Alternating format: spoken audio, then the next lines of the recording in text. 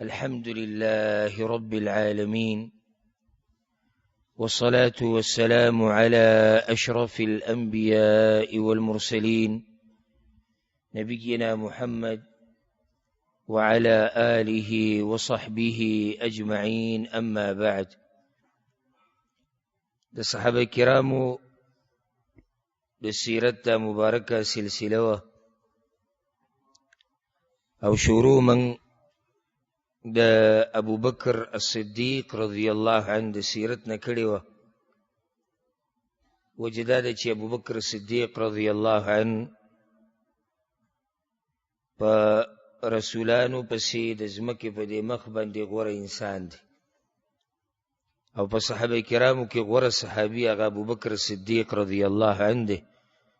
نو لازم به شروع داغه د سیرت نکیږي که چرته څوک د صحابه کرامو سیرت بیانول غواړي. بیا د ابوبکر صدیق رضی الله عنه په سیرت کې بس خبرې بیان شوې وي. اخرنی خبره دا بیان شوې وه چې الله رب العزت وله مال ورکړی او دا مال به د الله د دین دپاره لګو او خصوصا تذکره د دې خبرې شوې وه چې هغه ډېر غلامان او وینځې هغه یې ازادي کړي وي او الله رب العزت د هغه په باره کې آیتونه نازل کړي وو. وما لأحد عنده من نعمة تجزى إلا ابتغاء وجه ربه الأعلى ولسوف يرضى. د الله غ بنده دی چې دې د مال دې دپاره نه لګوي چې چا ورسره ښه کړي دي په هغوی لګوي، بلکې دې د الله د رضا لټولو دپاره دا مال لګوي او الله وی زه به ترې راضي شم. دې پورې خبره شوې وه. د هغې نه بعد بیا د ابوبکر الصدیق رضی الله عنه په سیرت کې د هغه د هجرت باس راځي. یو هجرت مدینې ته دی او بل هجرت حبشې ته دی. د حبشې ته هم د هجرت دپاره وتی دی، هغه واقعه وبیانو. او دا هم نشي کېدی چې د ابوبکر الصدیق رضی الله عنه سیرت تی بیان شي او پای کې د هجرت خبره نه وي. ولې؟ د رسول صلی الله علیه وسلم د هجرت ملګری او الله قرآن کې ذکر کړی. نو اوس که ته ټول سیرت د ابوبکر صدیق بیان کې او د هجرت قصه ونه کې نو سیرت نامکمل دی، ځکه چې کم شان چې دغه په قرآن کې بیان شوی دی او کومه ملګرتیا چې دغه قرآن کې ذکر شوی ده نو هغه خو الله هغه وخت کې د ایتونه رالیږلي وو، کوم وخت کې چې هغه په غار کې د رسول صلی الله علیه وسلم سره و. خو د دې نه مخکې چې رسول صلی الله علیه وسلم مدینې ته هجرت کوه او ابوبکر صدیق ورسره ملګری و، د هغې نه مخکې ابوبکر صدیق رضی الله عنه کوشش کړی دی چې حبشې ته هجرت وکړي او په صحیح سند سره دا واقعه عایشه رضی الله عنها بیان کړې ده. وی کله چې ابوبکر صدیق رضی الله عنه باندې مکه راتنګه شوه، حین ضاقت علیه مکه، او دا د رسول صلی الله علیه وسلم د تره ابو طالب د وفات نه بعد وجه دا و چې څو پورې ابو طالب ژوندی و نو قریشو ډېر څه نشو کولی او رسول صلی الله علیه وسلم ته ډېر اذیتونه نشو ورکولی، ځکه چې هلته د هغه تره نه حیا کوله. خو چې کله هغه وفات شو نو د هغوی هغه ظلمونه او زیاتي هغه ډېر شو. ابوبکر صدیق رضی الله عنه باندې چې کله مکه راتنګه شوه واصابه فيها الاذى او تکلیفونه ورته ډېر ورسېدو او هغه دا ولیدو چې یاره قریش وس یعنی نه پرېږدي ما د الله بندګۍ ته، د ملګرو حالات یې ولیدو. نو راغی په رسول صلی الله علیه وسلم پسې او د هغه نه اجازت وغوښتو چې زه ځمه حبشې ته هجرت کو.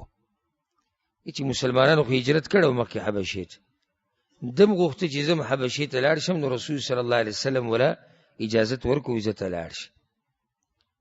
بیا په صحیح بخاري کې دا روایت دی د عایشه رضی الله عنها دی.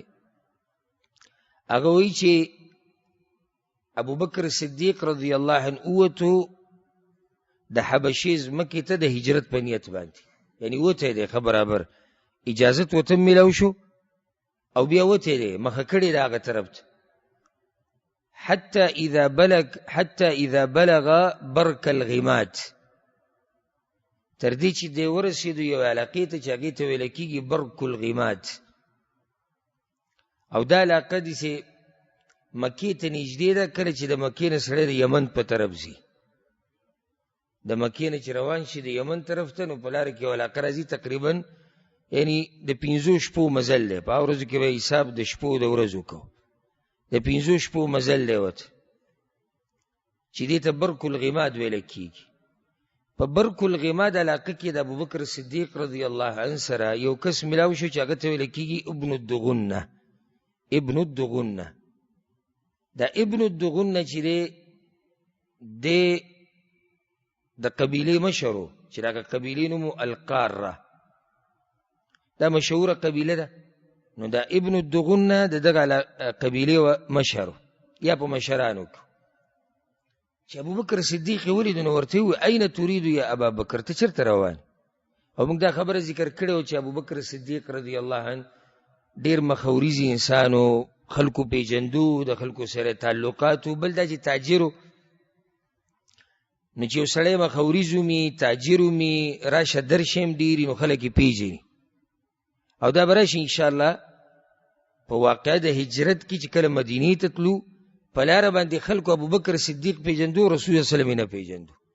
وجه دا و چې رسول صلی الله علیه وسلم د مکې نه بهر ته نه دی وتی ډېر، او ابوبکر صدیق تل راغلی دی خصوصا د هجرت د تجارت لپاره. نو دا ابن الدغنه ورته ویل ابوبکر ته چېرته روان یې؟ هغه ورته ویل اخرجني قومي، قوم راویستی یم. قوم خو نه دی راویستی، داسې ډایرکټ خو ورته نه دي ویلي چې ته وځه، خو معنه ده چې زما د وتو وجه هغه زما قوم دی. فأريد أن أسيح في الأرض وأعبد ربي، بس سیل به وکم په د الله په ځمکه کې او د هغه بندګي به کوم. حالانکې دی راوتی سیل له نه دی راوتی، دې دپاره دی چې حبشې ته لاړ شي. خو دا خبره ابن الدغنه ته واضحه ونه کړه، ځکه چې هغه دغه ټیم کې کافر دی چې داسې نه دی خلک خبر کړي. نو زه په چکر راوتم، او څوک چې په چکر وځي نو هغه ته اکثر خپل ځای نه معلوم، بس یو طرف ته روان یې چې په هر طرف ورله، هسې هم چکر له راوتی. نو ابن الدغنه ورته ویوي ډېر تعجب یې وکړو، فإن مثلك یا ابا بکر لا یخرج ولا یخرج. ابو بکره ستا په شان سړی، ستا په شان مخوریز انسان دی نه د خپلې علاقې نه وځي او نه یې څوک وباسي. دا خو عجیبه کار وشو. یعنې قوم تا سره ډېر ناروا رویه وکړه چې ته یې وویستې، او که هغوی ته نه یې ویستی او ته په خپله وځې، نو دا ته ډېر عجیبه کار کوي، ځکه چې یعنې داسې سړي له نه ده پکار چې خپله علاقه پرېږدي. ولې اوس دې ته غوږ کړي، دا اهمه خبره ده د ابوبکر صدیق رضی الله عنه په سیرت کې، زموږ دپاره پکې لوی درس دی. ستا په شان سړی وایي څوک نه وباسي او نه وځي، وجه دا ده انک تکسب المعدوم وتصل الرحم وتحمل الكل وتقري الضيف وتعين على نوائب الحق. ابو بکر ته خلکو سره په مصیبتونو کې ودرېږي، ته د خلکو نه د غمونو بوجونه او پیټې اوچتې، ته د میلمه میلمستیا کې، ته د خپلوانو سره خپلولي کې، ته د مظلوم سره ودرېږې، د هغه مرسته کې. ستا په شان سړی دې وویستی شي. دلیل دی په دې خبره باندې چې ابوبکر صدیق رضی الله عنه د اسلام نه بعد نه، هغه د اسلام نه مخکې د جاهلیت په زمانه کې هم په اوچتو صفاتو مشهور دی. لکه چې ابن الدغنه خو کافر دی، خو دې پیژني چې ابوبکر صدیق رضی الله عنه څوک دی. او بل هغه خبر راله، هغه بار بار چې زه تاسو ته وایم چې خپل یو ښایسته ذکر په دنیا کې پرېږده، خپل یو ښایسته تاریخ او سیرت پرېږده چې دشمن هم په دې مجبوره شي او دا وایي چې او دا سړی د کمال سړی و. او چې ته مړ شي او دشمن هم په دې خفه یره وي که هر څه خو لکه مرګ مې پرې نه وپېرزو. داسې سړی د ځان نه جوړول پکار دي. صرف پیسې ګټل او خېټه ډکول، دې باندې د چا تاریخونه نه جوړېږي. ګورې نه څوک ستا د مرګ نه بعد دا تذکیره کوي چې یاره ډېر تکړه سړی و، سمه ډوډۍ به یې خوړه، او ډېر ښه سړی و، ډېره ټیټ مزدوري به یې کوله. دا ستا خپل کارونه دي. یو داسې اثر پرېږده، اثر چې ستا ذکر ژوندی پاتې شي. او دا ذکر ولې ژوندی پاتې شي؟ چې خلک دې یادوي، دعا درته کوي، خلک دې په یو ښه صفت یادوي. بله په کم صفت چې په دنیا کې مشهور شوې، په هغه صفت ته په اسمانونو کې مشهورېږي. غټه خبره دا ده. یعنی ته دنیا کې په دې مشهور شوې چې ته د خلکو سره مرستې کې، ته په دې صفت په اسمانونو کې مشهورېږي. ته دیندار یې، دلته خلک وایي دیندار، هلته هم خلک وایي دیندار دی. ها مخکې دا وشو چې هغه ورته وایي چې فانا لک جار، زه ستا د امن و امان ذمهواري لرم. پخوا به دا طریقه ډېره وه، او دا زمونږ طرفونو ته هم وه، مشرانو نه، بوډاګانو نه، سپین ږیرو نه موږ اورېدلي. اوس دا دی چې یعنې ډېر داسې عادتونه، درانه خویونه، هغه د دې اکثرو هلکانو نه او د نوي نسل نه خو بلکل تلې راغلي دي. نو په هغه وخت کې به دا وه، پخوا نږدې وخته پورې عربو عجمو کې چې چېرته به مخوري سړي دا وایي چې یاره پلاني له ما امن او امان ورکړی دی او زما د عهد لاندې دی، نو بیا به هغه ته چا څه نه وي، ځکه چې دې سړي ذمهواري اخیستې ده. نو ابن الدغن ورته وایي زه ستا دغه کومه، ارجع واعبد ربک ببلدک، لاړ شه په خپل ښار کې، په خپل ملک کې د خپل رب بندګي کوه. نو وی واپس راغی. چې واپس راغی نو ابن الدغن ورسره هم واپس راغی، ځکه چې لازم به راځي چې دلته مکه کې ووایي چې وایي ګوره دې سړي له امن او امان چا ورکړی دی؟ ما ورکړی دی. ابن الدغن نه چې راغی نو هغه اول د کعبې طواف وکړو، بیا د قریشو دا مشران ناسو نو هغوی ته اواز وکړو، ورته یې ووایي ان ابا بکر لا یخرج مثله ولا یخرج. یعنی د ابوبکر صدیق په شان سړی پخپله نوځي، پخپله نوځي. دې کې اشاره دې ته ده چې دا خو دروند سړی دی، دی خو د خپل علاقه نه پرېږدي، خو چې ده پرېښودي نو تاسو ډېر تنګ کړی دی. دې ته اشاره ده. د ده په شان سړی خو نوځي، نه ویستی کېږي. تاسو داسې سړی وباسئ، هغوی ته یې هم ووایي تاسو داسې سړی وباسئ چې هغه د غریبانو مرستې کوي، هغه په خلکو مال لګوي، هغه د میلمه میلمستیا کوي، هغه د ګاونډي خیال ساتي، هغه د خپلوانو خپلولي، هغو سره خپلولي پالي. وی فلم تکذب قریش بجوار ابن الدغنه. قریشو د ابن الدغنه خبر رد نکړه.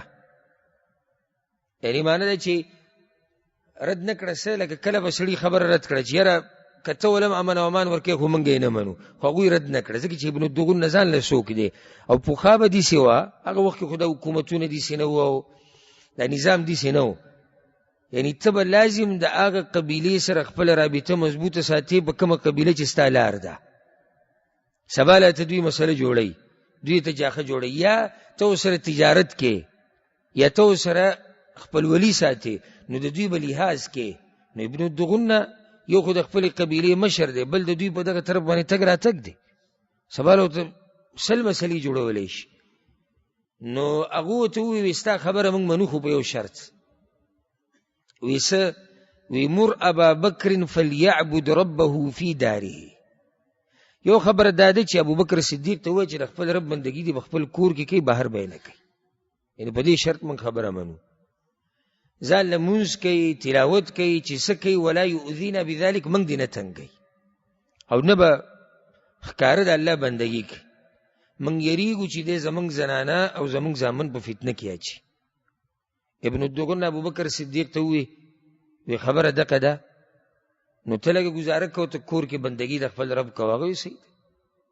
ابوبکر صدیق رضی الله عنه څه وخت پورې خپل کور کې د خپل رب بندګي به یې کوله، ځان له به یې لمونځ کوو، ځان له به یې تلاوت کوو. دا هغه وخت چې مسلمانان انتهایی کمزوري دي.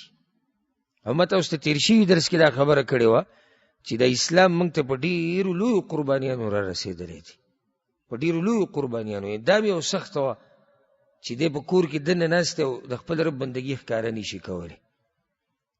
خیر څه وخت یې داسې تېر کړو، نو بیا یې زړه ته دا خبره راغله چې د کور مخې ته یو کولاو ځمکه و چې په دې به ځان له جومات جوړ کړم. هلته یې جومات جوړ کړو، په دې جومات کې به یې مونځ کوو، قرآن به وي، عائشہ رضی اللہ عنها وی فینقذف علیه نساء المشرکین و ابناؤهم، نو دا مشرکانو دا خزی او دا بچی او دا زامن دا ټول راجمع شو، وهم يعجبون منه وينظرون الیه، تعجب به کو ابو بکر صدیق ته به کتو، دا تلاوت به اوریدو. او سبحان الله یو بل صفت د دې سړي د سیرت سناشنا سیرت ته هر ځکه د هغه صفات بیان شوي دي چې سړی ته حیران شي. عائشہ رضی الله عنها یو غټه خبره وی دا وا وكان ابو بکر رجلا بكاء لا يملك عينيه اذا قرأ القرآن، او ابو بکر صدیق دې سړی چې هغه ډیر جړل نو چې د قرآن تلاوت به کو نو اوخ کې به خپل کنټرول کې نه وي، تلاوت به کو د خپل رب بندگی به کول، د قریشو د زنانه او د لکان او ځوانان او دوی به راجمع شي، خبر خو خوري. فافزع ذلك اشراف قریش من المشرکین، دی خبری دا مشران د مشرکان ویرول. اغوی ابن الدغنه ته پیغام ولیکو، ابن الدغنه راغی وی سم مسله دا یو مسله ده چې من تا چې کوم ذمہواری اخیستې تا کوم امن او امان دله ورکړی هغه موږ منلو، خو په دې شرط چې دی به د خپل رب بندګي په خپل کور کې کوي، فقط جاوز ذلك، خو دې د پولې نه اوړېدلی دی. فابتنى مسجدا بفناء داره، هغه خو د کور خوا کې جومات جوړ کړی دی. حسین اشنا مومنانو ده زم ډېر ګران کار دی چې ټوله دنیا په کفر یو تا پکې ځان سره کور خوا کې جومات هم جوړ کړی، ډیر ګران کار دی. دا په اورېدو کې آسان کار دی، نو ډیر ګران کار دی. نو یا خو جومات جوړ کړی دی او منځونه به کې کوي تلاوتونه، موږ په خپلو بچو یریږو، په هلکانو یریږو، په زنانو یریږو، د دې نه یې منع که. نو که دی په کور کې دا بندګي کوي جو خبره زموږ پاتې ده او که نه کوي نو بیا ته د خپله ذمہواري واپس واله. ایو صحیح موږ وی ستا قدر کوو او نه غواړو چې کومه ذمہواري تا اخیستې ده په هغې کې تا سره دوکه وکړو، او موږ دله هم لوز در کړی دی، خو موږ ابوبکر صدیق دې ته نه پرېږدو چې دی د ښکاره دینداري ده کوي او ښکاره د خپل رب بندګي کوي. عائشہ رضی الله عنها وی ابن الدغنه راغی ابوبکر صدیق پسې کور ته، وته ابوبکر تا ته خو خبره معلومه ده په کومه خبره چې ما د دوی سره عقد کړی لوز شو، نو دوه خبرې دي، یا خو به هغه شان کې څنګه چې ما ویلي دي او ما دوی سره لوز کړی دی، یا زما ذمہواري ماله واپس راکړه. یعنې نور زه ستا ذمہواري نشم اخیستی ځکه چې ما هغوی سره لوز کړی. ګوره دا په عربو کې ښه صفات د اسلام نه مخکې دي، دی اوس کافر دی خو لوز دی، په کومه خبره لوز وشو هغه به پوره کوو او سر به یې خپل پرې کوو، خو لوزونه به یې نه ماتول. او راشي زموږ د مسلمانانو حال وګور. ښه وی زه دا نه غواړم، ابن الدغنه ورته وویل، یو ګډ سړی و که نه، او په هغه وخت کې د فخر او تکبر او شهرت بیا چې کافر دا خو دا ډېر خوښ وی زما دا نه ده خوښه چې عرب دا ووایي چې ابن الدغنه د یو کس ذمہواري اخیستې وه او خلکو ورسره دوکه کړې ده، زه دا نه غواړم، لکه دا زما بېعزتي ده. زه د یو کس ذمہواري والم، زه د ول امن و امان ورکړم، هغه نه به څنګه خلک نقصان ورکړي. ابوبکر صدیق رضی الله عنه سوچ وکړو دې خبره کې، او دا ایمان دی چې دا ډېر ګران کار دی. نو هغه ورته وکتو ابن الدغنه انی ارد الیک جوارک، زه ستا کوم امن و امان چې ما در کړی هغه تاله واپس در کوم، و ارضا بجوار الله، او د الله نه امن و امان غواړم، الله به ما ساتي په خپل امن کې. ته نشي زه تا مجبوره کولی خو نه شم، خو زه خو د الله بندګي نه پرېږدم، زه مونځ نه پرېږدم، زه تلاوت نه پرېږدم، زه خپل رب راضي کول نه پرېږدم. نو ته خپل امن و امان واله، زه به د الله په امن و امان کې ځان ورکوم. دا ایمان دی، او لازم به دې سړي سره دا ایمان دې کې تعجب نشته چې دا هغه سړی دی چې الله غوره کړی دی خپل پیغمبر د ملګرتیا دپاره، او په ملګرو کې د ټول نه غوره ملګری، دلته عام سړی نشي ټینګېدی. نو قصه د هجرت حبشې ته نیمګړې ده که نه پوره شوه، یعنی حبشې د هجرت دپاره وتی دی خو بیا راغلی دی، او دا اکثر خبرې ما د رسول صلی الله علیه وسلم په سیرت کې ذکر کړي دي. بیا د هغې نه بعد قصه د هجرت د پیغمبر صلی الله علیه وسلم سره، دا ما تفصیلا ذکر کړی ده، خو چې د سیرت بیانې دا به کې لازم بیانې. کله چې دا بیعت شو بیعت العقبه، هغه دویم بیعت چې ورته ویل کېږي او سیرت کې واورئ. د هغې نه تقریبا 2 میاشتې یا څه د پاسه 2 میاشتې بعد مسلمانانو هجرت وکړو او په مکه کې څوک پاتې شو؟ پیغمبر صلی الله علیه وسلم، ابو بکر، علی رضی الله عنهما، یا هغه سړی چې کمزورې دی، مشرکانو قیدي کړی دی، یا بیمار، یا چې وسې نه رسي. 3 قسمه خلک شو: قیدي د مشرکانو سره، کمزورې وسې نه رسي، یا بیمار دی. او پیغمبر صلی الله علیه وسلم دی او ابو بکر دی او علی رضی الله عنهما دی. خدی دوران کې با ابو بکر صدیق رضی الله عنه وخت په وخت راتو د رسول الله صلی الله علیه وسلم نه اجازه اخیستو چې یا رسول الله مال اجازه راکړه زم هجرت کوم مدینه ته. هغه به وتی لا تعجل، تعدی مکوه، لعل الله يجعل لك صاحبا، کې دې چې الله دې یو ملګری پیدا کړي. یعنی د رسول الله صلی الله علیه وسلم دا غواړي، خو دې تخکار نه وای. نور اشاره دې ته دا چې یعنی زم د الله اذن ته انتظار کوم، الله لما ته هجرت نه دی ویل، نو که الله ما ته وایي ملګرتیا به وکړو لاړ به شو. نو ابو بکر صدیق رضی الله عنه هم په دې تمه کې و چې رسول الله صلی الله علیه وسلم ما ځان سره ملګری کوي. بیا په صحیح بخاري کې دا روایت عائشه رضی الله عنها وایي بیا هجرت کو مسلمانانو مدینې ته، وګد حدیث ته منځ کې پکې دی، او حبشي مهاجرین هم لاړو مدینې ته اکثر. ابو بکر صدیق رضی الله عنه سورلی تیار کړه، هغه اراده و چې زما مدینې ته. رسول صلی الله علیه وسلم وتی علی رسلک ابو بکر، لک صبر، فانی ارجو ان یؤذن لی، نو زما امید دی د الله نه چې مال به اجازه راکړي. ابو بکر صدیق وتی وهل ترجو ذلك بابي انت، زما پلار دی پتا قربانی ستاسو دا امید شته چې الله به اجازه ترکي؟ وی نعم. نو ابو بکر صدیق رضی الله عنه صبر وکړو چې رسول الله صلی الله علیه وسلم ملګرتیا وکم، او 2 قیمتي سورلۍ یې واغستې، 2 قیمتي سورلۍ. دا هغه سړی دی د ټول مال پر رسول الله صلی الله علیه وسلم لګولی، او دا انشاءالله کننی درس کې رانه لره، روان درس کې به تاسو واورئ. او مه قضا کوئ دا سیرتونه چې ایمانونه هم ډېر شي او د خپل مشران وپېژنئ او د هغوی په نقش قدم روان شي. 2 قیمتي سورلۍ د واغستې او د هغه وخت نه شروع وکړه هغوی له به قیمتي ګیا، خوراک، څښاک هر څه ورکول چې دوی سفر دپاره تیاري.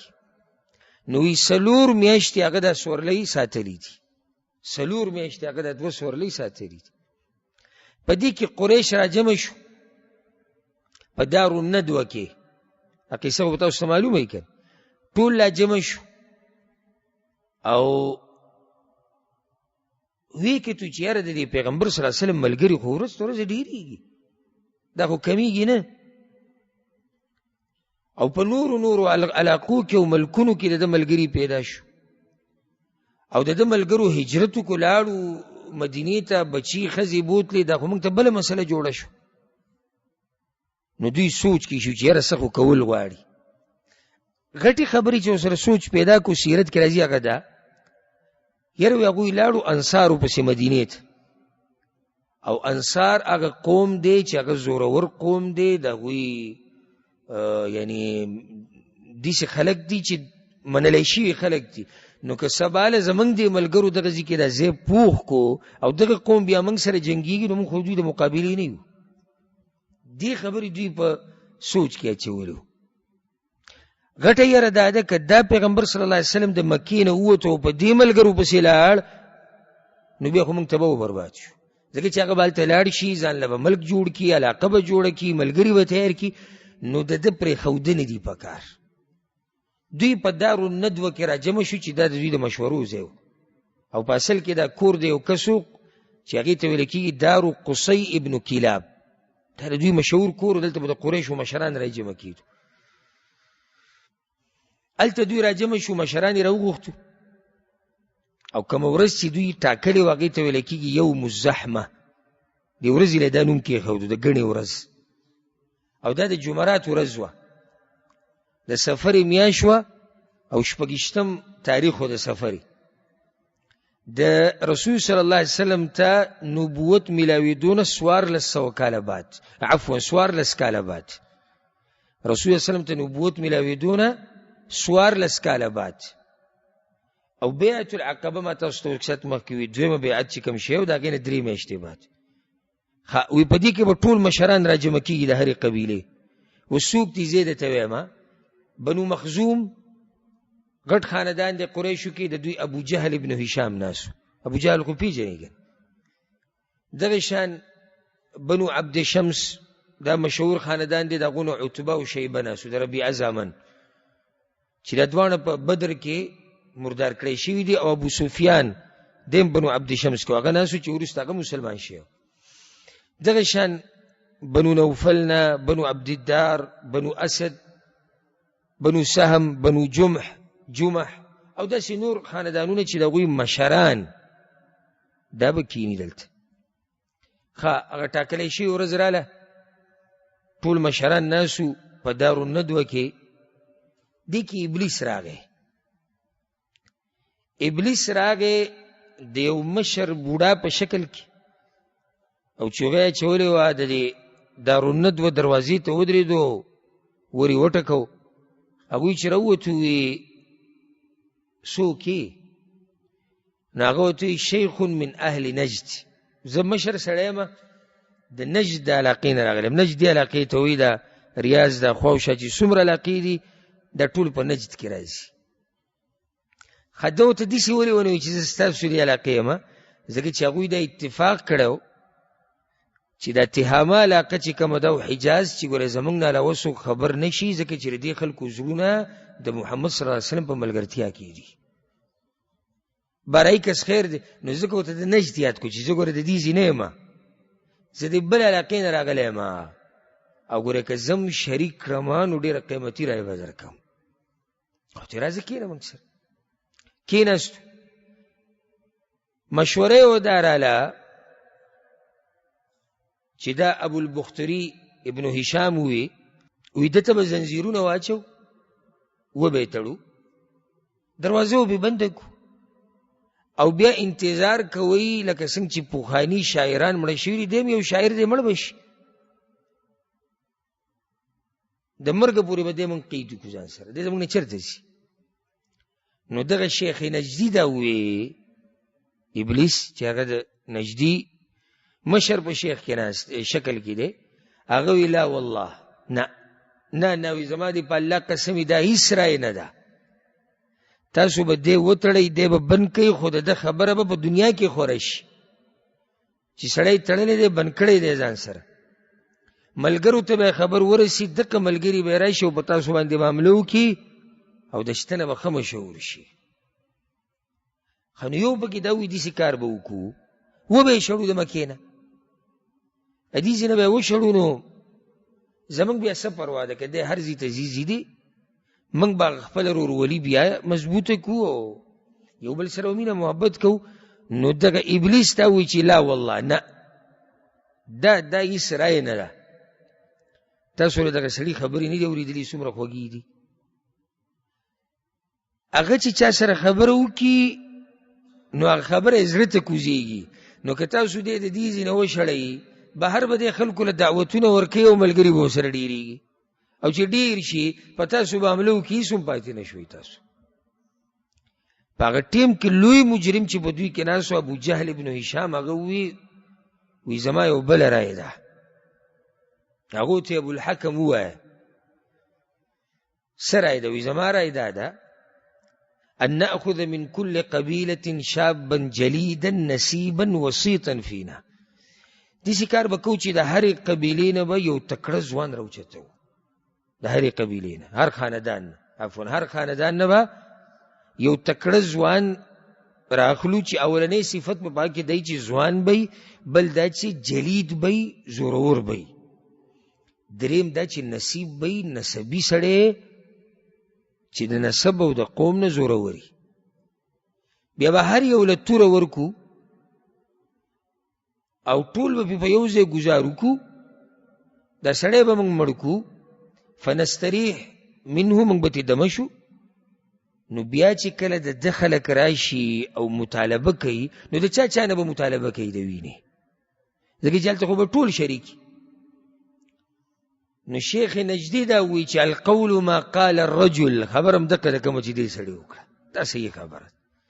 ځکه چې دوی به چا نه تپوس کوي، یکي خو ټول شریک شوي، توره خو د هر یو سره لاس کوي، که د هر چا په ګزار مړ خو راغلي ټول په دې اراده و چې پیغمبر صلی الله علیه وسلم به وجنو. الغرض په دې باندې اتفاق وشو.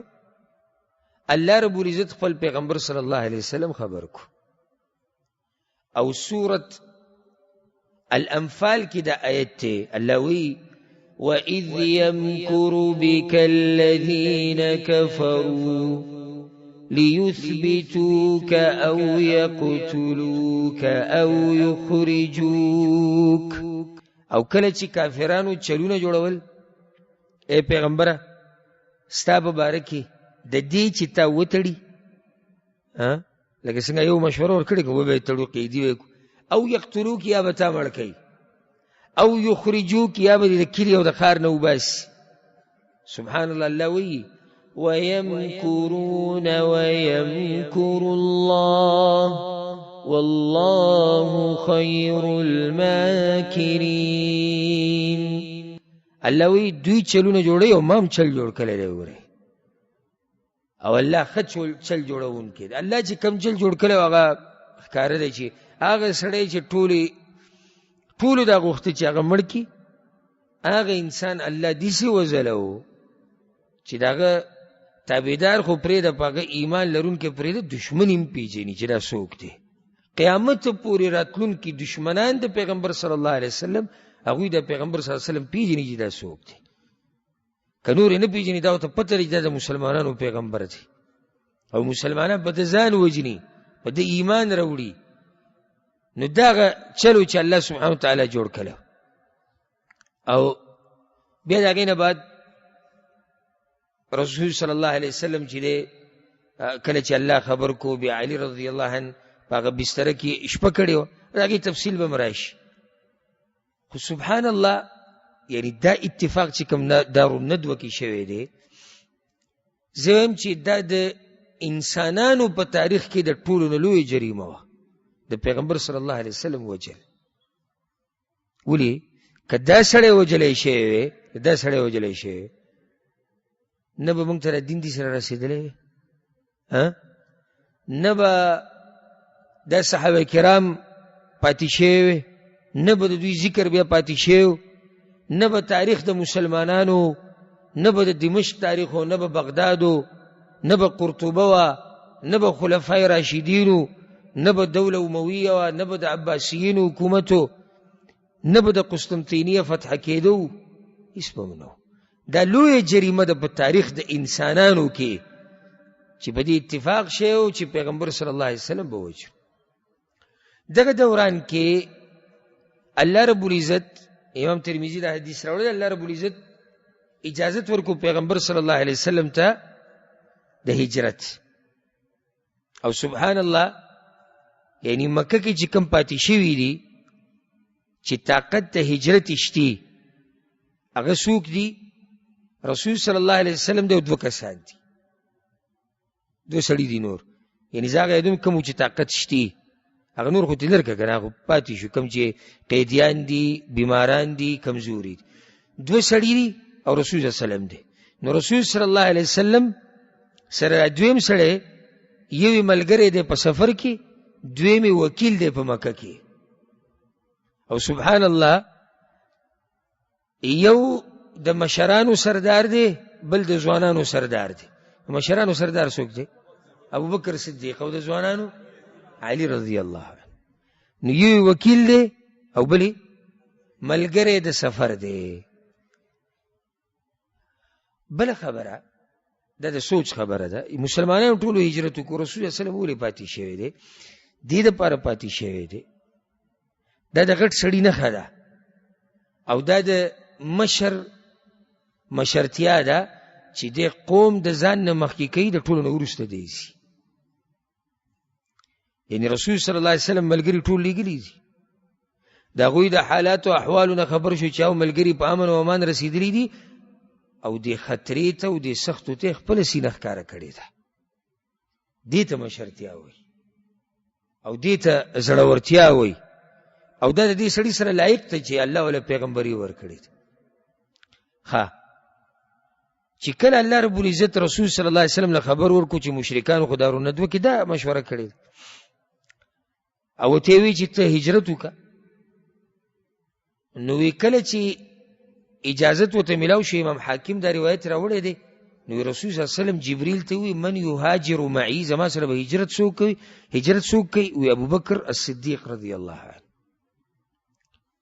بیا حدیث کې دا راځي، امام بخاری راوړی د عائشه رضی الله عنها وی زه چې په خبت پوه شوی یم نو ما خپل مور پلار مسلمانان موندلی دي، یعنی هغوی اسلام پوخا قبول کړی دی، زه چې په خبت پوهېدم نو هغوی مسلمانان، او په موږ به داسې ورځ نه تېرېده چې پیغمبر صلی الله علیه وسلم به د ابوبکر صدیق کور ته نه راتو، ملګري وو که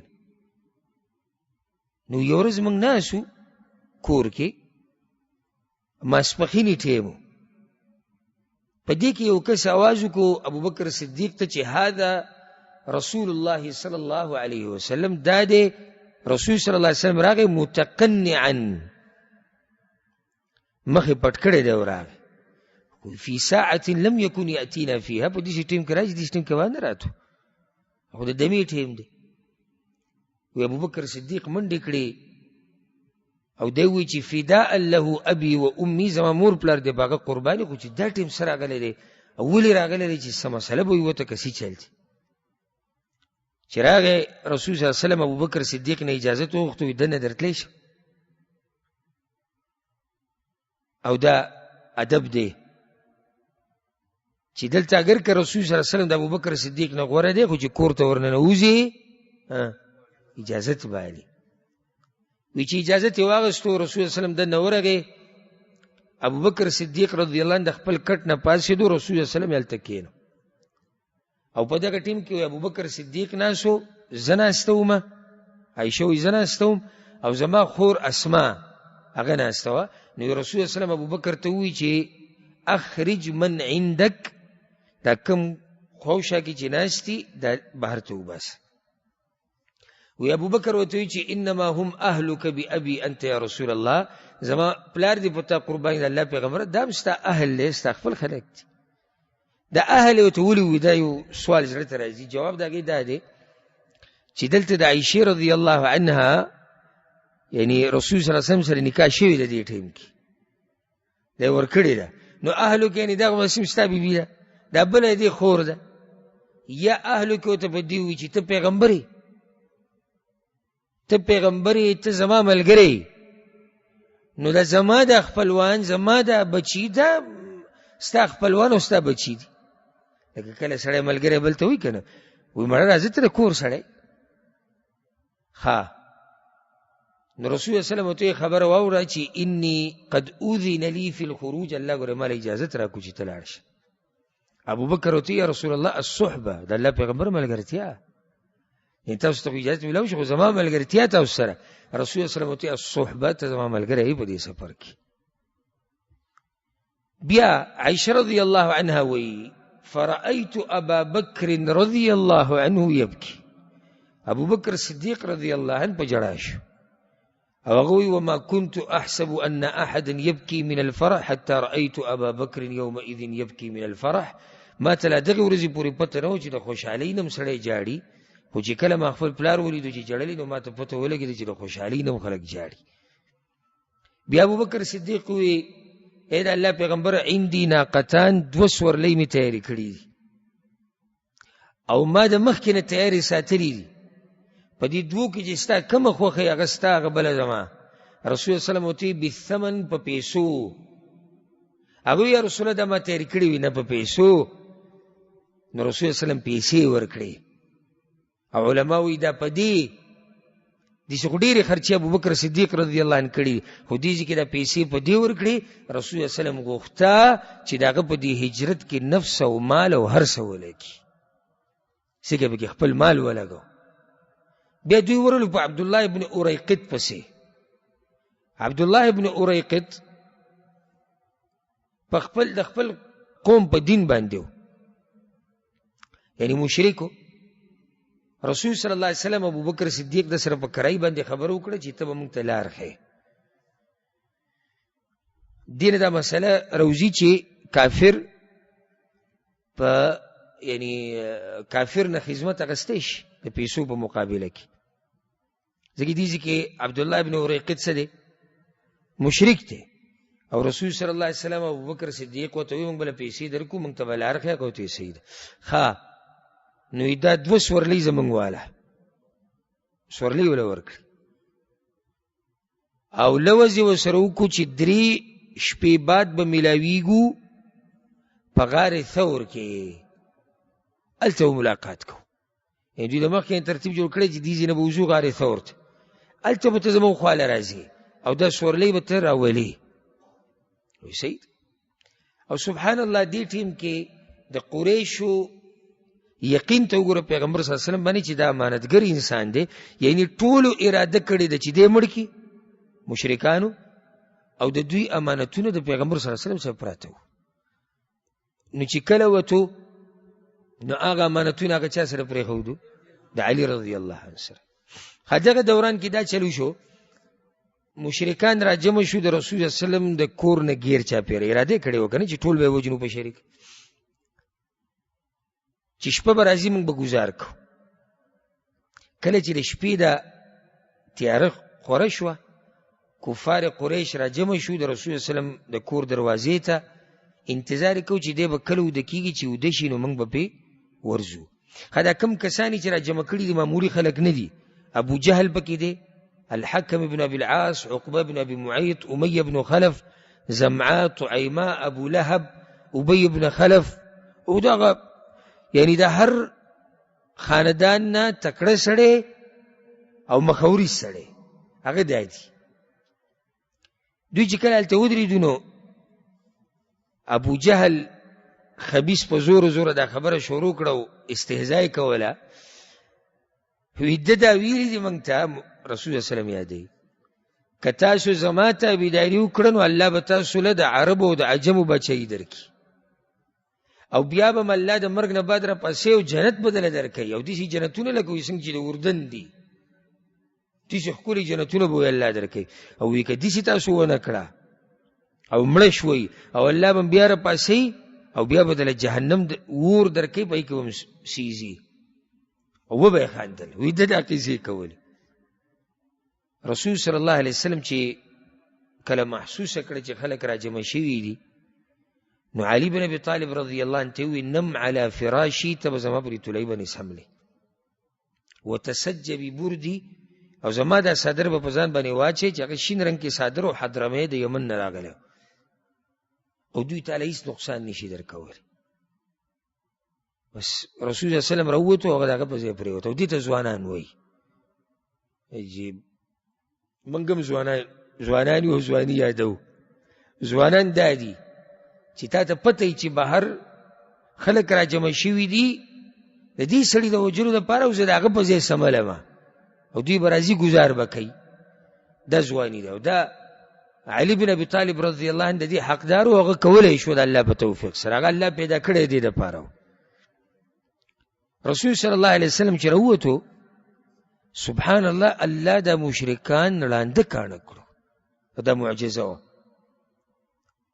د هغوی په دې منځ کې راووتو، او چونکې ځان سره خاورې راغستې او د هغوی په دې سرونه یې مو وشیندلې، او د سورت یاسین د اولني ایتونه یې تلاوت کول. مشرکان په انتظار ناست دي چې څه به کېږي. رسول صلی الله علیه وسلم به وجنو، او هغه به وده کېږي، او بیا به موږ حمله کوو، یا به راوځي موږ به په دروازې سره مړ کړو. رسول صلی الله علیه وسلم د کور نه لاړ په ابوبکر صدیق رضی الله عنه پسې، او ابوبکر صدیق رضی الله عنه انتظار کوو چې پیغمبر صلی الله علیه وسلم هر ټیم راتلی شي، ځکه چې دوی اتفاق کړو چې هجرت کې موږ ملګرتیا کوو. عائشہ رضی الله عنها وی زما پلار تیار ناسو دی کہ رسول صلی اللہ علیہ وسلم راغی، چې څنګه راغی فجهزناهما احث الجهاز، نو موږ په تادی کې د هغوی د سفر سامان تیار کو. کله شپه شوه نو د دوی په دې کور کې شاته یو کړکۍ وه چې ته عربۍ کې خوخه وایي، په دغې باندې دا دواړه ووتو چې څوک یې وینني. وسلک طریقا غیر معهوده، او په دې لار باندې روان شو چې په دغه لار باندې څوک مدینې ته نه ځي. یعنی په کار دا و چې دوی د شمال طرف ته وتې وې، شمال یې پرېښودو، د جنوب طرف ته ووتو. دغه غار ثور هم د جنوب په طرف راځي.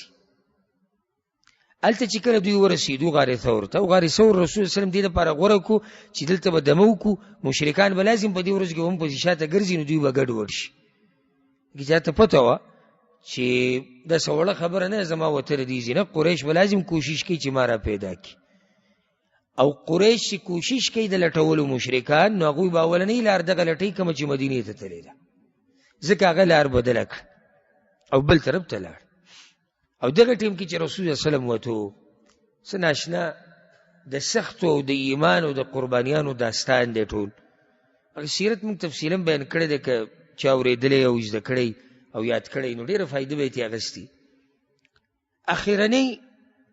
اخرني کتل د رسول الله صلی الله علیه وسلم مکې ته، یعنې د شپې چې کله وتو نو دې مکې ته یې وکتو، او هغه نظر یې پرې ور واچو چې هغه الوداعي نظر و، او دا وی والله انک لخیر ارض الله، ته د الله په ځمکو کې غوره ځمکه یې، واحب ارض الله الی الله، او د الله په ځمکو کې چې الله کومه ځمکه خوښه ده هغه ته، ولولا انی اخرجت منک ما خرجت، که چېرته تا نه زه ویستی شلی نه ویستی خلکو ویستلی نه وې، نو زه وتم نه د دې نه. د امام احمد د حدیث راوړی دی. امام ابن حبان چې کوم روایت راوړی، عبدالله بن عباس وی رسول الله صلی الله علیه وسلم وی ما اطیبک من بلدة واحبک الی، څه خوږ ښار یې او زما ډېر زیات خوښ یې، ولولا ان قومي اخرجوني منك ما سكنت غیرك، او که زه قوم تا نه ویستی نو زه د مکې د ځمکې نه علاوه په بل ځای کې ژوند هم نه تېروم. او دا فطرتي خبره ده چې د انسان د خپلې ځمکې سره مینه او محبت وي. که ګوره موږ څومره وګرځو او یو ځای ته او بل ځای ته لاړ شو، او څوک پکې مسافریانې وکړي، او څوک خلیج ملکونو ته راغلی دی، څوک د انګریزانو ملکونو ته تللی دی، او ښه مالداره شوي دي، او ښه نعمتونه دي، او ښه سهولیتونه دی، بیا هم خپل هغه د خاورو هغه کور او هغه کیلې او هغه خپل ځای رایادوي. دا د انسان فطرت ته او طبیعت ته چې دی د هغه ځای سره محبت کوي، کوم ځای کې چې دی پیدا شوی، کوم ځای کې رالوی شوی، د هغه ځای سره محبت وي. نو رسول صلی الله علیه وسلم چې وتو نو په مکه باندې اخرنی نظر واچو. صحیح بخاری کې دا روایت دی چې بیا رسول صلی الله علیه وسلم او ابوبکر صدیق غار ثور ته لاړو، فکمنا فيه 3 لیال، هلته 3 شپې تېرې کړې. کله چې دوی د غار ثور ته ورسېدو نو ابوبکر صدیق رضی الله عنه رسول صلی الله علیه وسلم ته دا خبره وکړه د غار ته ننوتو نه مخکې. جبل ثور دا یو غر دی، او بیا په دې غر کې دننه یو غار دی چې رسول الله صلی الله علیه وسلم اراده کړې چې دې کې به دا 3 شپې تېرو. ننوتو نه مخکې ابوبکر صدیق رضی الله عنه رسول صلی الله علیه وسلم ته وویل مکانک یا رسول الله حتی استبری لک الغار، ای د الله پیغمبر صبر، تاسو به خپل ځای ودرېږئ، زه دې غار ته ننوځم چې یو نظر پې واچوم. یعنی که دننه پکې څه شی نقصان ورکوي نو که هغه نقصان ورکوي نو ابوبکر صدیق دې ته تیار دی چې اولنی نقصان دې مال راکړي، او زه به د غار صفایي وکړم. نو کله چې هغه بالکل تیار کو نو ورته وویل یا رسول الله تاسو راځئ. فنزل الرسول صلی الله علیه وسلم فی الغار، نو رسول صلی الله علیه وسلم بیا غار ته ورننوتو. سبحان الله. او بیا داستان د ابوبکر صدیق رضی الله عنه د مینې محبت او د قربانیانو د پیغمبر صلی الله علیه وسلم سره صرف دې ځای کې نه دی، د مرګ پورې، د ساه وتو پورې. ابوبکر صدیق رضی الله عنه یوازې ځان نه دی قربان کړی، د ټول خپل خاندان پر رسول الله صلی الله علیه وسلم باندې قربان کړی. ځکه چې تاسو هم دینداري او دین قرباني غواړي، دا صرف په منځونو کار نه کیږي چې زه ټک خطا مونځ کوم او ږیره مې پرېښودې ده او یاره بس ښه وو. دا جنت ګټل څنګه چې حدیث کې راځي چې الله سره چې کومه سودا ده هغه ډېره ګرانه ده. جنت ګټل ګران کار دی. یعنی دې ځکه خو ابوبکر صدیق ځان قربان کړی دی که نه دی قربان کړی؟ مال یې قربان کړی خو د هغه خاندان له راشه. د ابوبکر صدیق رضی الله عنه زوی عبدالله ابن ابي بکر الصدیق رضی الله عنهما دی یو ځوانو یادې کوي. داسې راځي سیرت کې وایي دی ځوانو شاب ثقف ډېر هوښیارو ځوانو هوښیارو په خبره باندې به ډېر زر پوهېدو او دا کار دیم د ځوانانو. هسې که د دې ډیوټي ما تاسو ته ووایي نو تاسو به حیران شئ. او هغه دا چې څنګه به تیاره لګېده دی به لاړ د پلار سره او د رسول صلی الله علیه وسلم سره به شپه تېروله په غار کې. بیا به د سحر راختو نه مخکې دی واپس مکې ته راغلی چې څوک خبر نه شي نو قریشو ته به یې غوږ ایښودی او چې هغوی څه وایي او څه نه وایي. نو چې بیا به شپه لګېده نو بیا به لاړ پلار له او رسول صلی الله علیه وسلم له به خبر ورسو. او په دې کې څومره یره ده. یعنې دی ګوره هر ټیم دی یاره ده چې قریش راونیسي او مړي کړي. خو ما تاسو ته دا کار دی د ځوانانو لکه څنګه چې نن سبا ځوانانو کار دی مزدوري کول. نو د هغه وخت ځوانان هغه ابل شان ځوانانو. ښه نو چې قریشو به څه قیسه کوله ده به هلته رسوله. دی زوی دی. دلته بل یو کردار دی د عامر ابن فهیره رضی الله عنه. ما یې تذکره کړې و تېر شوي درس کې چې دی په هغه غلامانو کې دی چې ابوبکر صدیق رضی الله عنه آزاد کړی و. دله ابوبکر صدیق رضی الله عنه دا ډیوټي لګولې وه. ګډې بیزې ورسره وي. دا به یې دقه د غر په خوا کې تاوالې را تاوالې نو د شپې به یې هغوی له پی راوړو او سحر به یې پی راوړو. دغه ځای کې به ګرځېدو. او بل کار به دا کو چې کله به عبدالله د ابوبکر صدیق رضی الله عنه زوی واپس مکې ته تو نو ده به دا ګډې بیزې په دغه لار بویي چې د هغه د خپو د قدمونه ختم شي او اثار یې ختم شي چې چا ته پته ونه لګي. دا ګورې یعنې که زه دا وایم د ځمکې په دې مخ په دغه وخت کې د ټولو نه ګرانه ډیوټي هغه دې ټیم کې د عبدالله ده د عامر ده او د ابوبکر صدیق رضی الله عنه. او رسول الله خو په خپله پکې دی یا خو دی او دی هغه ته خطر ده او ده خو دا کمې چې خواوشا کې دي او دا کم چې کوشش کوي چې رسول صلی الله علیه وسلم روغ رمټ مدینې ته ورسي څومره سخته به وه په هغوی باندې او څومره یره وه په هغوی باندې. او زه پې قسم خورم قسم په دې خبره باندې چې د دې عبدالله سره به دا سوچ ډېر نه و چې زما د پلار به څه کېږي. دوی سره سوچ دا و او د ده د پلار سره هم سوچ دا و چې د پیغمبر صلی الله علیه وسلم به څه کېږي. دی به روغ رمټ رسي او که دی به نه رسي. زار او قربان د ابوبکر صدیق نه او د هغه د خاندان نه که د هغه د لور مې ته خبره وکړه حیران به شي. اسما بنت ابي بکر رضی الله عنهما د دې ډیوټي ابوبکر صدیق لګولی و چې ته موږ له خوراک هغه غار له راوړې. او په صحیح بخاري کې دا روایت او دا قصه ده. هسې اوس لاړ شه مکې ته او ته غار ثور ته به روخېږه چې څومره ستړی کېږي. دا جنۍ بتله او دی به ډوډۍ هلته رسوله هغوی له. او په داسې ماحول کې چې قریش ټول ګرځي د رسول الله وسلم په لټون کې دي چې کوم ځای کې به پیدا کوي او دا په داسې ماحول کې ځي راځي. نو دا وایي چې یو پیر ما د رسول صلی الله علیه وسلم له خپل پلار له خوراک تیار کو چې ویسم یې غار ته. نو داسې څه شی را سره نه و چې ما تړلی وی په هغې. نو صرف دا کمربند ما سره و. کمربند دا یعنې پخوا به زنانو ډېر استعمال اوس هم بعض ثقافتونو کې شته زنانه د دې منځ نه د ملا دا منځ شي دې نه کپړه تاو کي نو د دې سره دا کمیس چې ډېر اوږد وي نو لږ راوچت شي. نو یې دغه کمربند ما راواغستو او هغه ما دوه ټوټې کو په هغې باندې ما دغه سامان وتړو. نو د هغه ورځې نه د دې لقب کې ښودی شو ذات النطاقین. او سبحان الله دا زنانه چې کومه زه یادوم که نه اسما رضی الله عنه دا معمولی زنانه نه ده.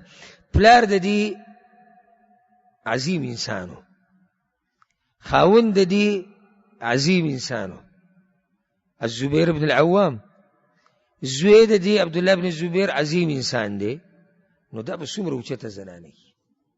ځکه خو دا دومره ګډ کار د دې په نصیب و، نو دې به دا خوراک وړو راوړو بره. مقصد د خبرې زما دا و چې په دې طریقې سره ابوبکر صدیق رضی الله عنه خپل مال، بچی، خپل غلام چې آزاد کړی دی هغه ټولې د پیغمبر په خدمت کې لګولې دي، ټولې په خدمت کې لګولې دي. سبحان الله. یو روایت کې راځي امام احمد راوړی د اسماء رضی الله عنها وی رسول الله صلی الله علیه وسلم چې کله د هجرت په لار وتو او رسول صلی الله علیه وسلم سره ابوبکر صدیق وتو، وی ابوبکر صدیق کور ته راغی نو 6,000 درهم په کور کې پراته، دا لوی مال دی. ځکه باو کې تاسو ته چې سره زر بچریدو، سپین زر بچریدو، 6,000 درهم ټول واغستو او جیب ته واچول. بچو ته پلار ولی وی د هجرت په لار یو او په لار کې به مال لګول غواړي، نو دا مال به زه ټول ویسمه. په دې کې وی زما نیکه راغی ابو قحافه، دې وخت خو هغه مسلمان شوی نه دی، او وی داغه نظر ختم شوی و بوډاو. وی چې راغی وی چې ابوبکر تللی دی که؟ وی موږ ورته ویل چې او تللی دی. وی چې تللی دی یو مال به هم ټول وړی، تاسو به داسې پرېښودی، خپل زوی خو هغه پېژندو که نه که زوی دی. وی موږ ورته ویل چې نه نه موږ ته ډېر خیر پرېښودی دی. وی چې څه خیر دی؟ سبحان الله، دا د چا لور ده، دې له چا تربیت ورکړی دی.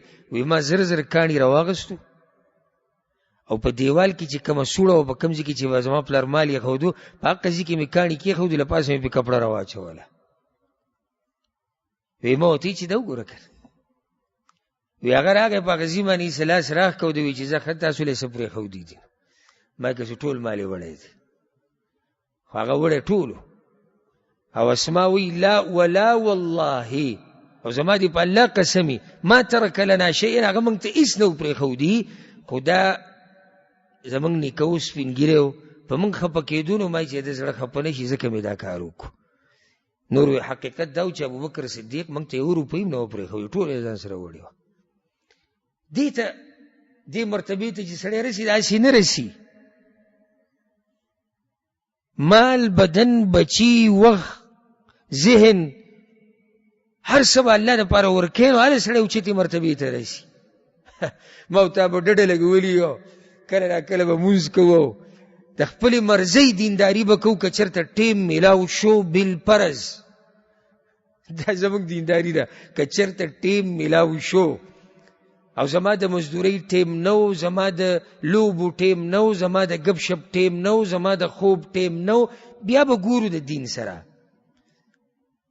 دې باندې څوک اوچتو مرتبو ته نه رسي. دلته دې سړي هر څه قربان کړي دي، کور کې بچي پرېښودي دي. موږ سره دی دومره ماله، سره د دې پراخه دنیا چې غریب راته وایي چې زما یو 15 روپۍ په کار دی، زما که بچي به څه خوري، زما ښځه به څه خوري، زما پلار به څه خوري. لکه په 15 روپۍ په 100 په 200 ستا څه کېږي؟ هېڅ څومره تا سره غوښتي نه. د دومره یېرې غریبۍ راغستې ده او الله هر چا له ده توفیق نه ورکوي. او ځکه رسول صلی الله علیه وسلم ویلي دي که نه، دا خو هغه سړی دی چې د سره دې ښه وکړو، خو بیا خو دې سړي سره وکړو چې هغه یې د مرګه پورې نه هېروي. امام احمد حدیث راوړی دی، رسول صلی الله علیه وسلم وی ما نفعنی مال قط ما نفعنی مال ابي بکر. مال د چا مال داسې فایده نه ده راکړې لکه څومره فایده چې مال د ابوبکر صدیق رضی الله عنه مال لا کړې ده، دومره مال چا فایده نه ده راکړې. او دغه ټیم کې ابوبکر صدیق ناست او د ملګرو په مخ کې رسول صلی الله علیه وسلم اعتراف د دې خو کو، دا د درنو خلکو خوی دي. اعتراف د خو به کې او د خلکو په مخ کې کوه چې او پلانی ما سره دا ښه کړي دي. ابوبکر صدیق رضی الله عنه په ژړا شو چې کله دا خبره واورېد او په زور یې ووی هل انا ومالي الا لك یا رسول الله، زما مور پلار دې په تا قرباني د الله پیغمبره، زما مال او زه موږ ټول ستا دپاره یو. مال څه شی دی؟ تاسو د مال خبره کوئ، زه هم ستاسو دپاره تیار یم چې کوم ځای کې وایې زه تیار یم قربانۍ ته د الله پیغمبر. او ځکه عایشه رضی الله عنها یو روایت ته امام ابن حبان راوړی دی، وی زما پلار پر رسول صلی الله علیه وسلم باندې دی مسلو کې او په دې هجرت کې او په دې سختو کې او دغې نه مخکې حالات دي دغې نه وروسته 40,000 درهم زما په پلار باندې لګولي دي 40,000 درهم چې دا نن سبا د کروڑاو خبرې دي د کروڑاو ریالونه په کروڑاو کې د دغې خبرې دي وی دا زما پلار ټولې په رسول الله صلی الله علیه وسلم باندې لګولي دي دا انسان چې الله ولا دا دومره اوچت مقام ورکړی دا دې د لاسه ورکړی دی دی په خپل د رسول الله صلی الله علیه وسلم په خدمت کې دی بچی په خدمت کې دي غلام په خدمت کې دی مال ټول لاګه په خدمت کې پاتې شو ها او قصه تاسو ته یاد ده چې کله رسول صلی الله علیه وسلم د تبوک د غزا لپاره اعلان وکړو چې حالات ډیر ګډ وډ دي او کچا سره سی راوړي عمر بن خطاب رضی الله عنه وی نن به ابو بکر صدیق نه مخکې کېږو نیم مال خپل راغسته ټول او دا ډیر ګران کار دی نیم مال ټول راغسته او په دې کې ابو بکر صدیق راغی هغه سره سامان لګو د دې د نیمم ډیرو نو رسول الله صلی الله علیه وسلم عمر ته وی تاسو څومره پرې خو دې کور کې یا رسول الله دې امر نور ابو بکر صدیق ته وی تاسو څومره پرې خو دې یا رسول الله د الله او د الله د رسول نوم مو ته پرې خو دې نورې زو نشته هر څه مې راغستې دي تاسو دې دې تاسو نه دې رسیدلې او بیا عمر بن خطاب هغه ورځ تاریخي خبره وکړه وی د نن بعد زه د ابو بکر صدیق سره په هیڅ خبره کې مقابله نه کوم د سره به څوک مقابله وکړي د سې چې راوړي لږ دي خو ټول دي او په دې وخت هم راغلی دی په تاریخ کې راځي دې وخت هم راغلی دی چې یعنی دا غوستو صرف یو جوړه جامو سره نور سره سره مال ټول الله د پاره لګول ټول مال د الله د پاره لګول او ځکه الله به د تذکره په قران کریم کې کړی قریش کله خبر شو هغه خو انتظار کو چې رسول الله صلی الله علیه وسلم بروزي او رسول الله صلی الله علیه وسلم قوت دی نو چې کړي وی محمد صلی الله علیه وسلم اخوی والله چې وته دی او موږ ټول د قشان شرمېدلی پاتې شو هر یو چې په خپل سر دي زلاس راکو نو خاوري پکې پرتی سحر له دوی د اتفاق وکړو اول خو کور ته دنه ورلو علي رضی الله عنه پسې هغه راپاسو اول قسمونه خړو دا د ودې چې ورلو چې هغه وکړو علي رضی الله عنه ته پوښتې وکړو ملګری دې کمزې کې دی هغه ته لا درې ماته پته نشته دا رښتیا او ماته پته نشته چرته تللی ځکه چې هغه ډایرک مدینه ته نه ځي نو قریش مشرکین د قریشو سم لیونی شو چیرې سړی خو زمونږ نه دغه شان وتلی او موږ دغه شان بې عزته پاتې شو نو انعام یې مقرر کو چې چا دا دوه کسان ابو بکر صدیق او رسول صلی الله علیه وسلم که ژوندي راوستو او که مړی راوړو موږ به له 100 اوښان دا په انعام کې ورکو 100 اوښان او بس لټون شروع شو دوی ګرځېدو تر دې چې دوی غارې ثور ته راورسېدو او دې غار ته بر راوختو او په دې غار ثور کې دغه غار خولې له راورسېدو او د دوی او د پیغمبر صلی الله علیه وسلم په منځ کې څومره فاصله پاتې شوه صرف دا چې یو پکې د خپلو خپو ته کتلی وی پیغمبر صلی الله علیه وسلم به یې لیدلی وی دې ته رسېدلی او سبحان الله یعنې زه یم چې دا په انسانیت په تاریخ کې هغه وخت راغلی دی چې یا خو د دې دوو کسانو بچ کېده دي او داسې خوشحالي الله راولي چې د همیشه دپاره ده او یا د دې دوو کسانو ختمېده دي او د خیر داسې ختمېده دي چې تپوس یې مه کوه او په منځ کې صرف فاصله دا ده چې دوی کې یو کس خپلو خپو ته وګوري دوی به وویني په هغه ټیم کې ابو بکر صدیق رضی الله عنه په صحیح بخاري سے مسلم کې حدیث دی رسول صلی الله علیه وسلم ته ووی لو ان احدهم نظر تحت قدميه لابصرنا الله پیغمبر کې دوی کې یو کس خپل خپو ته وکړو موږ به ویني رسول الله صلی الله علیه وسلم ته یا ابا بکر ما ظنك باثنين الله ثالثهما اے ابو بکر ستا دغه دوه کسانو مبارک څه ګومان دی چې دریم دغه الله دی په بل روایت کې راځي ابو بکر صدیق ته وی لا تحزن ان الله معنا مېریګ الله زمونږ سره دی اللهم دغه باره کې آیتونه نازل کړي دي الا تنصروه فقد نصره الله، که تاسو زما د پیغمبر ملګرتیا نه کوئ خو الله یې ملګرتیا کړې ده. اذ اخرجه الذین کفروا، کله چې کافرانو هغه ویستی ثانی اثنین، د دویمو ځکه چې یو ابوبکر صدیق ته یو رسول صلی الله علیه وسلم دی. اذ هما فی الغار، کله چې دوی په غار کې وو، اذ یقول لصاحبه، کله چې خپل ملګري ته ووایي. یعنی ابوبکر صدیق د الله د وینا مطابق د رسول صلی الله علیه وسلم ملګری، د دې نه خو بل څه فضیلت. اذ یقول لصاحبه لا تحزن ان الله معنا، الله خپل ملګری ته وایي چې غم مه کوه الله زموږ سره دی. فانزل الله سکینته علیه وایده بجنود لم تروها، الله ما اطمینان او سکینت راولېږو او د دوی مرسته مې په داسې لښکرو سره وکړه چې هغه تاسو ته نه ښکارېږي. کافران د غار خولې له راغلي دي او په دغه ځای کې په دوی باندې دا قصه ټوله ګډه وډه شو. یو روایت کې داسې هم راځي چې کمزوری دی چې جوله په دغه ځای کې خپله جاله جوړه کړې وه د غار په دې خوله باندې، نو دوی چې هغه ولیده نو ویې چې دلته به څه وکړي. دې ځای کې الله رب العزت خپل پیغمبر صلی الله علیه وسلم څنګه وساتو، لکه څنګه چې ګور رسول الله وسلم د کور نه ووتو او کافران څه شو، ټول ړانده شو. دغه شان دلته هم دا ټول ړانده شوي دي. یو پکې هم ذهن ته دا خبره رانله چې دې غار ته به دننه ورننوځو وبه یې ګورو، نه. او غار کې دننه رسول صلی الله علیه وسلم دی، ابوبکر صدیق رضی الله عنه، او رسول الله صلی الله علیه وسلم پکې ومنځ کې د ابوبکر صدیق رضی الله عنه په زنګون باندې سر یې خود اوده شوی دی.